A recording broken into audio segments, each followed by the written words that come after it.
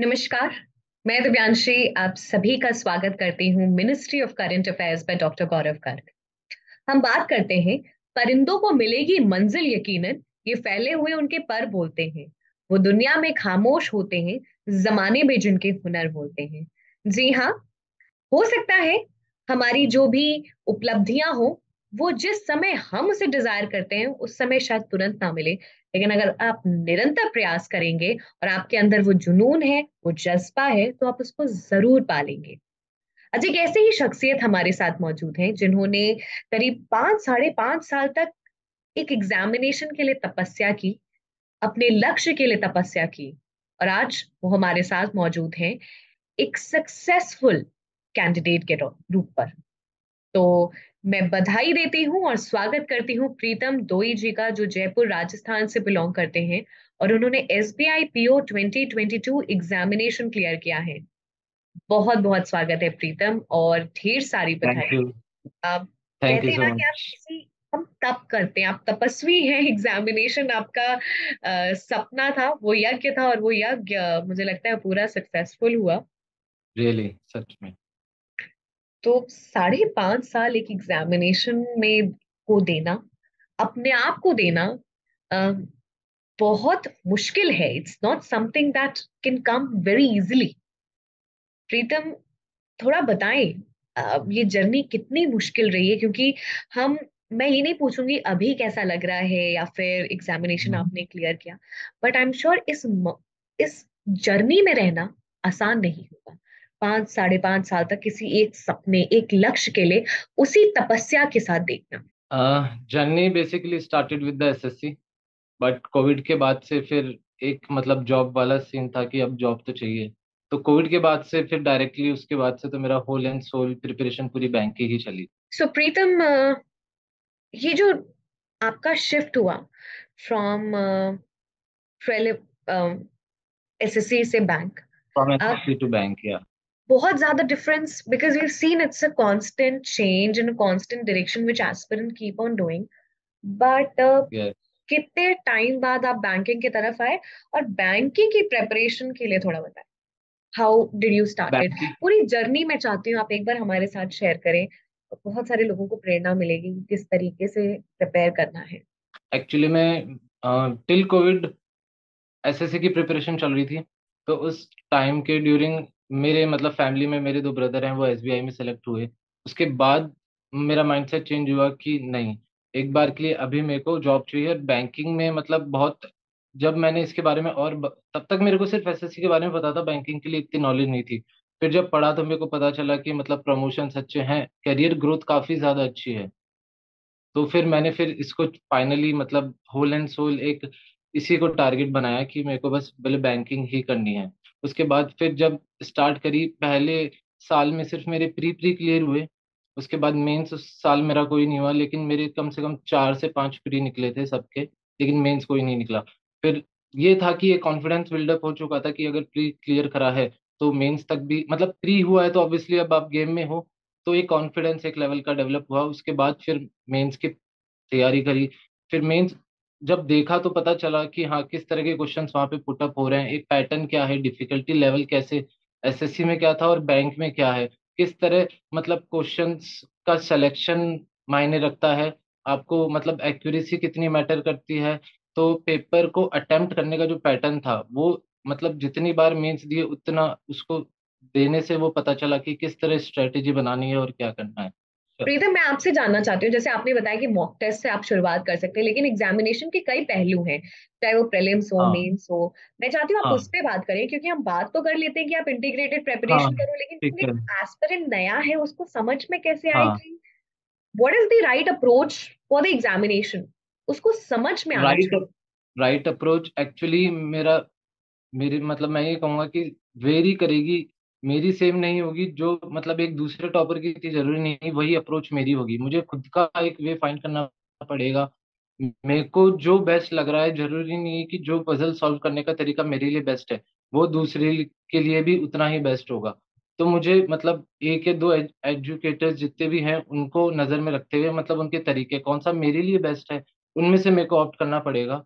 और जैसे रही मेंस की बात, तो मेंस में मैं ऐसे करता था कि जैसे टाइम, आप डिफिकल्टी लेवल तो नहीं बढ़ा सकते, डिफिकल्टी लेवल उतना ही रहेगा जो पेपर का है, लेकिन मैं टारगेट करता था कि अगर 45 मिनट्स की रीजनिंग है तो उसे मैं 15 15 15 मिनट्स में डिवाइड करता था रीजनिंग में। फॉर एग्जाम्पल, तो पहले 15 मिनट में मिसलिनियस क्वेश्चंस को देता था, बाकी के 15 20 में पजल सेटिंग को देता था, पजल एंड सेटिंग अरेंजमेंट, और बाकी जो रिमेनिंग पार्ट था उसमें मैं पूरा जो वापस एक बार ओवरव्यू गो थ्रू करता था पेपर की, हाँ कहीं कोई इजी क्वेश्चन जो है वो मुझसे ना छूट पाए।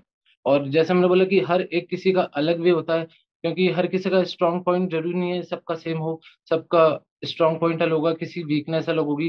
तो ऐसी जैसे मेरी जो वीकनेस थी वो मैथ्स था, तो मैंने कोशिश करी, रीजनिंग हर कोई करता है, इंग्लिश हर कोई करता है, लेकिन मेरा मैथ्स वीक था, तो मैंने सोचा कि मैं, अगर ये मेरा एवरेज है टॉपिक, तो मैं किसी और टॉपिक को उससे ज्यादा उठाऊं ताकि मैं वो मार्क्स कवर कर सकूं। तो जीके ने मेरा वो काम किया, जीके ने मुझे एक एज दिलाई, उस एज मतलब वो मार्क्स कवर करने के लिए, ओवरऑल अच्छा स्कोर करने के लिए। गौरव सर के जो डेली करंट अफेयर्स बेस्ट 300, तो उनका ब्रह्मास्त्र है। It really help me. मतलब ये मेरा, जब लास्ट ईयर जो फेज चल रहा था इस साल, तो इस साल जितने भी मेरा कंटेंट था ना, मैं चाहता था कि सिर्फ क्वालिटी कंटेंट पढूं, ताकि जीरो एरर पे मुझे काम करना था। मेरा टारगेट था इस साल तो अब जॉब लेनी ही है, तो उस हिसाब से स्ट्रेटेजी रही थी ओवरऑल। प्रीतम, कई बार होता है कि हम बहुत सारे डिस्ट्रैक्शंस आते हैं। अब 5.5 साल से किसी भी एग्जामिनेशन में तो तकरीबन सभी लोग जो आसपास होते हैं बहुत सारे प्रश्न पूछते हैं। अ, कैसे अवॉइड करते थे? क्योंकि कई बार हम एक्सटर्नल प्रेशर इतना ज्यादा ले लेते हैं कि हम भूल जाते हैं कि हम शुरुआत हमारी किस लिए हुई थी। ये तो हमने अपने लिए किया था। हाँ, एक टाइम आता है जब आपको लगता है कि आप डिस्ट्रैक्ट होते जा रहे हो अपने गोल से, पाथ से, लेकिन आपको वो रियलाइज थोड़े टाइम बाद होता है, जब आपको पहले के आपके प्रिपरेशन में और उसमें गैप दिखता है, फिर आप वापस एक राइट वे में मूव करना स्टार्ट करते हो। बट हर बार आपको आपकी जितनी भी गलतियां हैं उनको ढूंढ के बस आपको वही करेक्ट करनी है। रही डिस्ट्रैक्शन वाली बात, तो फिर वही एक कमरे में बंद होके बैठना पड़ता है। ये नहीं कि आप, जरूरी नहीं है कि आप पार्टी कर रहे हो और फिर आप पढ़ सको, आप पार्टी करके भी पढ़ सकते हो, लेकिन आप पे पर्सन टू पर्सन डिपेंड करता है कि वो चीज आपके लिए पॉजिटिव वे में काम कर रही है या फिर नेगेटिव वे में। वो आपका फोकस बढ़ा पा रही है, या मतलब आपको फोकस, मतलब आपका उस चीज से कम हो रहा है। डिस्ट्रैक्शंस होते हैं, लेकिन हाँ, आपको उसको मैनेज अगर कर पाओ तो वो बहुत अच्छी चीज है। थोड़ा सा और बताएं एग्जामिनेशन के बारे में, और how how this journey has taught you many things. क्योंकि कहते हैं ना कि मंजिल से खूबसूरत सफर होता है, और इस सफर में तो हार जीत, फिर से जी। गिरना और फिर से उठना और सक्सेसफुल होना, सभी चीज आपने देखी है। ये जर्नी बहुत कुछ सिखाती है। आपने भी आई एम श्योर बहुत सारी चीजें सीखी होंगी, हाँ, समझी होंगी। मैं चाहती हूँ बताएं आप कि कहते हैं ना कि मंजिल से खूबसूरत सफर होता है, और उस सफर में ये हार जीत, गिरना उठना सब कुछ सिखाती है। आप थोड़ा सा बताएं। और मुझे लगता है बहुत इंटरेस्टिंग होगा जानने का, ये 5.5 साल की जो जर्नी रही है उसमें आपने कैसे सस्टेन किया, और क्या महत्वपूर्ण चीजें आपने जिंदगी के बारे में सीखी जो एग्जामिनेशन में भी है। कंसिस्टेंसी, अगर आप चाहते हैं कि आपको वो चीज चाहिए, तो आपको उसके लिए कंसिस्टेंट रहना पड़ेगा। हार्ड वर्क तो करना ही है, और बैंकिंग तो फिर स्मार्ट वर्क मांगती है आपका। हार्ड वर्क तो करते हैं सब, लेकिन स्मार्ट वर्क आपको टाइम के साथ ही पता चलेगा। अगर गाइडेंस पहले से अच्छी है तो आप वेल एंड गुड, लेकिन स्मार्ट वर्क के साथ साथ हार्ड वर्क भी जरूरी है और स्मार्ट वर्क भी जरूरी है, दोनों का साथ में होना जरूरी है, और कंसिस्टेंसी बहुत ज्यादा जरूरी है। वेरी इंपॉर्टेंट प्रीतम। प्रीतम, एग्जामिनेशन को कैसे अटेम्प्ट करना है ये भी एक बहुत इंपॉर्टेंट कला है। आप कई बार होता है कि आप कुछ क्वेश्चन लेते नहीं। हो and then you get stuck in the question and then you realize कि बहुत समय बीत गया। तो ऐसी चीजें अवॉइड करने के लिए how to just have a practice to it. आपको बस मॉक्स शुरू में प्री के हिसाब से, तो आपको mains is the concept base, और pre is like speed and accuracy. तो प्री के लिए तो आपको जब मॉक दोगे तो आपको पता चलेगा कि एग्जाम में भी मतलब होता है, आपको पता लग जाता है कि जो इजी क्वेश्चंस होते हैं वो पीछे की तरफ छुपे हुए होते हैं लास्ट में। मतलब आप शुरू में हार्ड पजल्स होती है, लेकिन आखिरी में जो होता है कई बार इजी सिलॉग और इनइक्वालिटी इन क्वाड्रेटिक, इस तरह के इजी क्वेश्चंस होते हैं। तो आपको बस ये करना है कि आपको क्वेश्चन कोई भी इजी नहीं छोड़ना है, आपको पूरा पेपर गो थ्रू करना है, और जो भी आप इतना मेक श्योर करें कि आपका कोई स्ट्रांग पॉइंट आपके पेपर से हाथ से नहीं निकलना चाहिए। अ, ये जर्नी में कई बार होता है जब हम प्रिपरेशन करते हैं एज एन एस्पिरेंट रहते हैं तो we get stucked, we get bored. फिर हमें लगता है कि हमें तो ये आता ही है। आप 5.5 साल थे इस जर्नी में। ऐसी सिचुएशन में how did you fight with yourself? तो मेरा कहना यह था कि जो मेरी जर्नी थी उसमें मेरी मम्मी ने मुझे बहुत पुश किया, और पूरा ओवरऑल फैमिली का काफी सपोर्ट था। They wanted to me see as a SBI officer, and finally I can see in their eyes the happiness they have, and this is the thing I think, मतलब उसके साथ साथ मैंने उन्हें भी अर्न किया है, उनकी खुशी को। प्रीतम, क्या खूब बात आपने कही कि रिजल्ट के साथ साथ पेरेंट्स की खुशी भी जीती है। I think it's a very beautiful thing that you have just told everybody, and it's a very important and deep thought also. Congratulations, Preetham, again, and I'm sure your parents are very proud of you. So, Preetham, study IQ thank Gaurav sir का कितना अहम role रहा? जैसा कि मैंने बताया, हर किसी के अलग अलग स्ट्रॉन्ग पॉइंट्स होते हैं, वीक पॉइंट्स होते हैं। तो मैंने जो मेरा एवरेज था उसको कवर करने के लिए मैंने करंट अफेयर्स पढ़े गौरव सर के, और जो उनके डेली वीडियोस होते हैं वो इतना डिटेल्ड होते हैं कि अगर आप उन्हें एक दो बार अगर देख पा रहे हैं और बेस्ट 300 ऊपर से कर पा रहे हैं तो मोर देन सफिशिएंट है।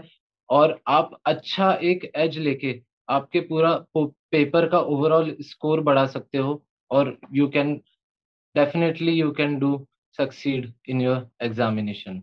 प्रीतम, एसबीआई एक बहुत बड़ा सपना होता है, and everybody who starts preparing SBI को ही टारगेट करते हैं। क्या खास, Yes. क्या अलग चीज होती है एसबीआई के एग्जामिनेशन में? मैं आपसे समझना चाहूंगी, आपने एक्सपीरियंस किया है। एसबीआई अगर डिफर करता है तो सिर्फ एक डिफिकल्टी लेवल मैं कह सकता हूँ, पेपर पैटर्न में डिफरेंट होता है। और अगर वैसे एग्जैक्टली बात करी जाए तो मेंस में डिस्क्रिप्टिव एसबीआई में 50 का है, 50 मार्क्स का है, एंड आईबीपीएस पीओ में 25 मार्क्स का है। तो एक ये डिस्क्रिप्टिव भी आपको एक अच्छी एज दिला सकता है मेंस के पेपर में। प्रीतम, थोड़ा सा बताएं अपने एसबीआई इंटरव्यू के बारे में, हाउ वाज इट? जैसे ही मैं एंटर हुआ, उनका क्वेश्चन था कि what was the GD topic and group exercise topic. So I tell मैंने उन्हें बताया कि मेरा जो जीडी का टॉपिक था, work life balance, it was about work life balance, yes. Is it possible in current scenario to have a work life balance? फिर इसके बाद उन्होंने मुझसे ग्रुप एक्सरसाइज का पूछा। फिर जो सामने सर बैठे थे उन्होंने पूछा एनबीएफसीज क्या होते हैं, एक दो बैंकिंग से रिलेटेड क्वेश्चन थे, स्मॉल फाइनेंस बैंक क्या होते हैं। फिर एक मैम बैठी थी, जो गैप मेरा था 2017 के बाद अभी तक, तो उन मैम ने गैप के लिए पूछा कि what did you do after 2017। I was मतलब स्ट्रेट क्लियर कि जो मैंने किया वो मैंने उनको बताया, मैंने उनको जो I was true true at the moment, at that moment. And as I मैंने बायोडेटा में जैसे हॉबी में योगा लिखा था, तो they asked me the two yoga Guru name, तो वो मैंने बताया। मार्केट कैप पूछा उन्होंने मुझसे एसबीआई का, and one the question I remember was they asked me about NAV, net asset value, which is related to the mutual fund, and other one two questions are from my commerce background only. प्रीतम, ऐसी कौन सी important चीज, interview में बहुत सारे instances होते हैं और कुछ ऐसे एक आध क्वेश्चंस होते हैं जो आपको लगता है कि सबसे मेमोरेबल रहा है, तो what was the most memorable questions that were put up to you and you really had a good time answering? They asked me about my role model, and when they asked me for the topic, what was the topic, and when I said it was work-life balance, तो उन्होंने देखा कि मेरे biodata में लिखा हुआ था कि my mom is working, so they asked कि वो मैनेज कर पाती है या नहीं। तो आई सेड यस, एंड तो वो आइडल जब उन्होंने पूछा तो वो पूरी उन्हें बातें मतलब एक रिलेट होती हुई लगी, तो दे वर श्योर कि हाँ, he is not just saying anything, एकदम से कुछ भी। प्रीतम, हम सेशन के एंड में है, कुछ फाइनल टिप सजेशन आप देना चाहेंगे? Be consistent through out a journey, और कॉन्फिडेंस कभी मत लूज करना, क्योंकि कॉन्फिडेंस ही नहीं होगा तो आप नहीं कर पाओगे पेपर। मेरा जब एसबीआई का मेंस था, आई रिमेम्बर 30 जनवरी, एंड 27 को मेरी फैमिली में एक क्लोज वेडिंग थी।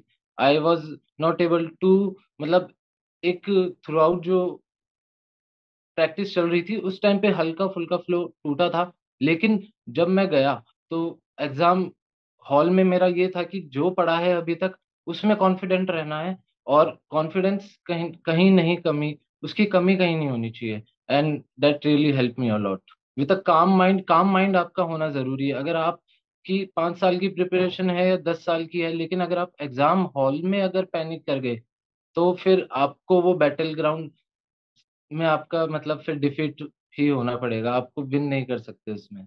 विन करने के लिए confidence is must. Thank you so much Pritam, and I think बहुत ही इंपॉर्टेंट बातें आपने कही कि consistency and that's one of the most important thing that this examination teaches you, and you also need to be consistent तभी क्योंकि there are millions of students preparing for the examination, come seats हैं, and you have to emerge, rise from the ashes, so it's important to be consistent. Thank you प्रीतम, पूरी team की तरफ से ढेर सारी शुभकामनाएं. We wish you good health, good luck. Thank you. Thank you. Thank you. Thank you so much.